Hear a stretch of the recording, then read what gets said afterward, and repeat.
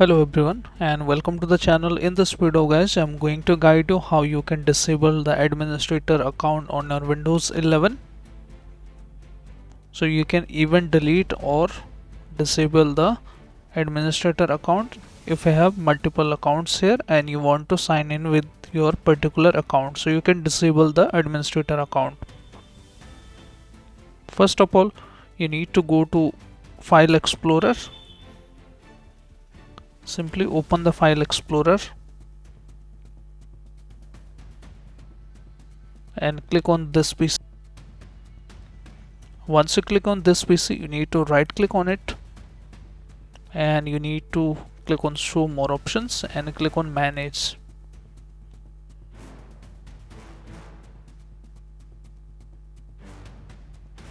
So once you click on Manage, you need to go to the Local Users and Groups, then click on Users, and inside here you should be able to see the administrator account here. You just need to double click on it and you need to disable it.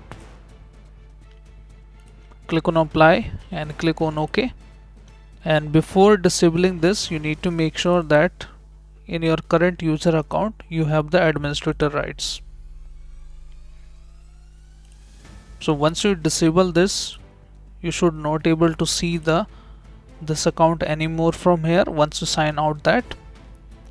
And if you are not able to see your accounts here, so we can also go to Control Panel,